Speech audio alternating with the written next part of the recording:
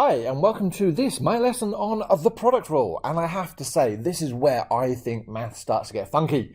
All right, up until now, the whole methods course has been a regurgitation of much of what you've already done. All right, but the product rule is where it starts to get funky. All right, what does product mean in mathematics? It means to multiply.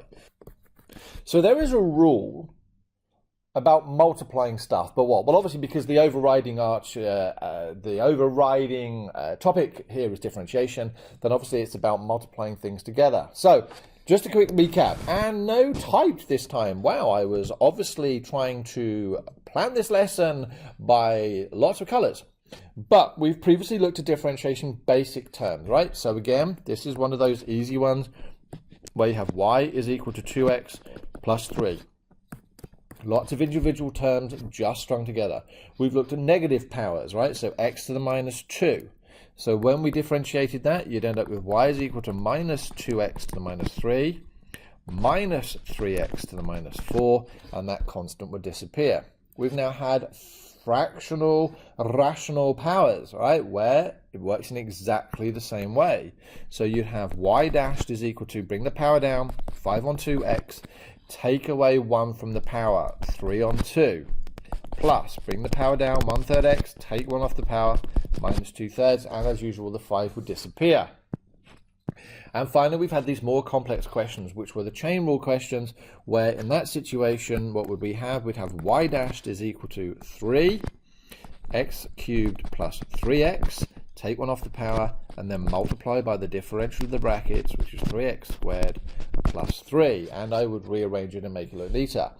But if you remember, I said in one of the previous videos that if we had x times x squared plus 3 all cubed, that we couldn't use the chain rule to differentiate that. And the reason being is because we had this x outside. But hold on a moment. What do we notice is between the x and the bracket?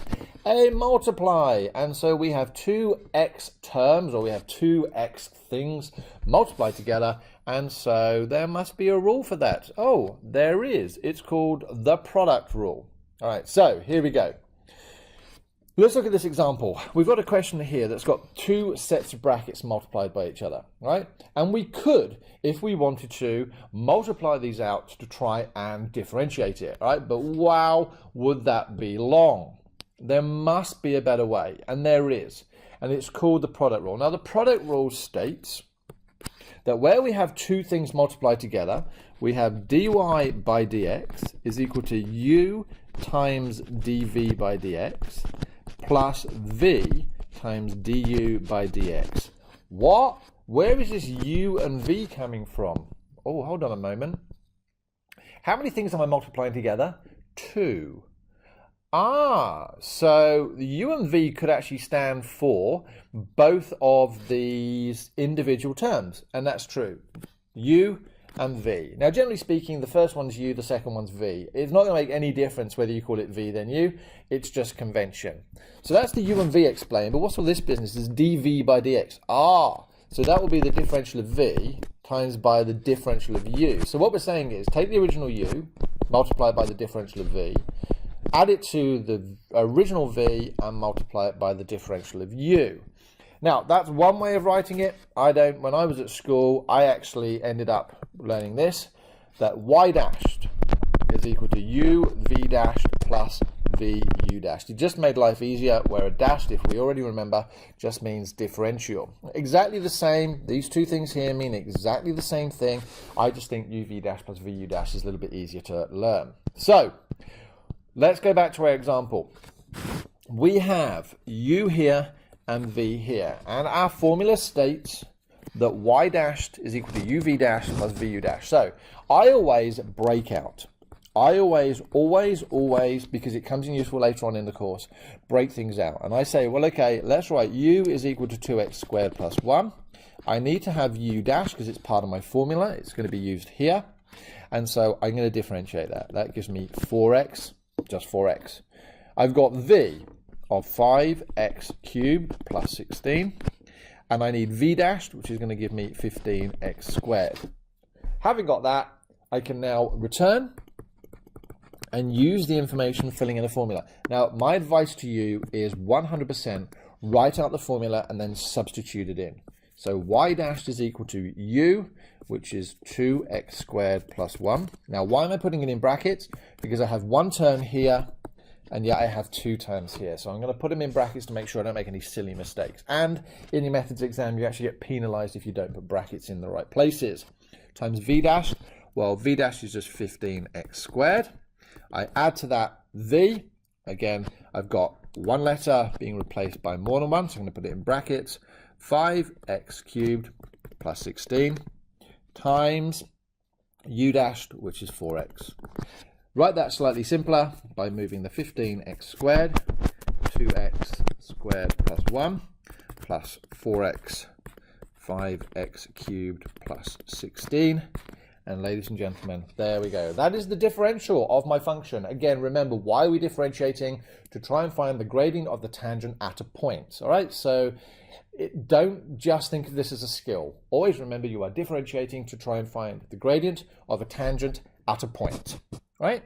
So here's another example. Now this is more complex. It's going to require a lot of algebra and a lot of factorization. And remember, when you factorize, you are just moving outside a set of brackets, that which is common to a set of terms. It's not going to make a lot of sense in a moment, but firstly, identify the question. Is it a chain rule question? No, because I have an x term times by an x term. So it's not chain rule, it's got to be a product rule. So I'm going to label that as u and that as v. I'm going to break my question out to make life easier for me. So u becomes equal to x to the minus 3 and v becomes equal to 10x squared minus 5 cubed. It's that whole term, all right? It's not that I make it, and again, I suppose it's important to know that it's not u to the minus 3 times v cubed. I can't differentiate that. It doesn't make any sense to me to try and differentiate it, all right? So we're just substituting out actually the whole thing. Having done that, we now know that u dashed is minus 3x to the minus 4, and v dashed equals, well, hold on a moment, how am I going to differentiate that? It's a chain rule, and we can use the chain rule. So that becomes 3, 10x squared minus 5 to the power of 2 times by the differential of the bracket, which is 20x. And I'm going to tidy that up to give me 60x, 10x squared minus 5 to the power of 2. So there's my u, v dashed, v, and u dashed. So what do I do now? I'm going to write out my formula. I know that y dashed is uv dashed plus vu dashed. U is given by x to the minus 3 times v dashed, which is 60x, 10x squared minus 5 all squared. Plus, and I'm probably going to run out of room here, v is 10x squared minus 5 cubed times u dashed of minus 3x to the minus 4. Okay, so I'm going to just tidy this up a bit, because this looks gross at this moment in time. Well, 60x times x to the minus 3 gives me 60x to the minus 2. Why? Well, that x is to the power of 1, x to the minus 3, and when you multiply powers, you add them. Or when you multiply the things together, you add the powers. So that's that times 10x squared minus 5 squared, minus, because that minus and that plus are making a minus, 3x to the minus 4, 10x squared minus 5 cubed. Wow! So you'd probably be turning around there saying, well, hold on a moment, that must be the end of my answer. And I'm going to say to you, I'm afraid not, it isn't. It is at this point you need to factorize. And why do I need to factorize? Because look at the brackets. We have brackets that are the same in each. So this is sort of like that quadratics where you do that. So I actually now need to factorize out of each of those terms, and there are currently 2 terms. This whole thing here is term number 1, and this whole thing here is term number 2, and we need to factorize out as much as we possibly can. So let's look at the numbers first. 3 and 60. Well, 3 can come out. X to the minus 2 and x to the minus 4. Now actually what I'm going to say to you here is you take out the x to the minus 2. And I have 2 lots of this bracket and 3 lots of that bracket. So the biggest I can take out is 2. So it becomes 10x squared minus 5 all squared. All I've done is factorized out the most I possibly can from each of these things. I now draw a set of square brackets and write down what's left. Well, I've got a 3, I need to get to a 60, so that's got to be 20. I've got an x squared outside, I've moved that outside, and I've moved both of those. So actually, when I factorize this thing out of term number 1, I get just 20. Then I'm going to minus, because there's a minus sign there, and I do the same thing again. Well, the 3 has already moved out. X to the minus 4. Well, that's interesting. So, x to the minus 2 times what will give me x to the minus 4? Well, I reckon x to the minus 2. Because what do? When you multiply these two together, you actually add the powers, and minus 2 and minus 2 is minus 4. Yay! And then brackets, because although I'm moving 2 of the 10x squared minus 5 outside, I actually have 3 here. So that becomes 10x squared minus 5. I've got 1 left. Well, that can now be simplified in terms of the brackets. So 10x squared minus 5 all squared. I'm going to do curvy brackets now, I think. So that becomes 20 minus x squared minus 10x squared. Well, actually that and that become 1, so minus 10.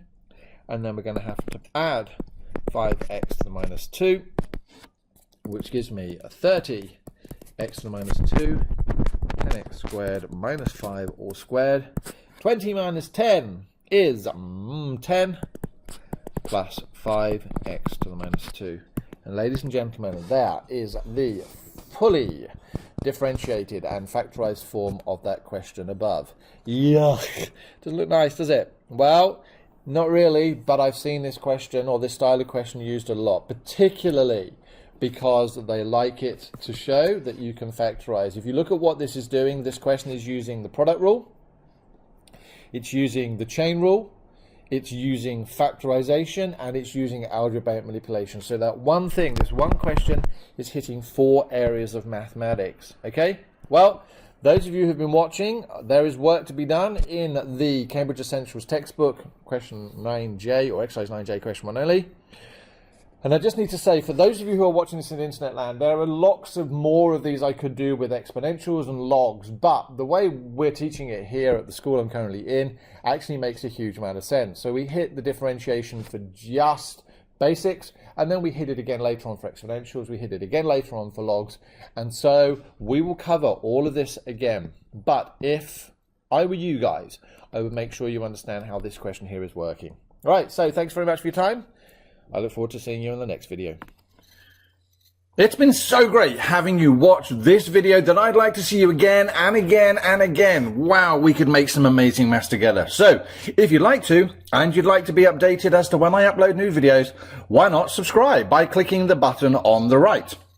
Otherwise, if you want to click and see another video created for this type of series, then click the video on the left. All right, well, you have an awesome day, and I look forward to seeing you again.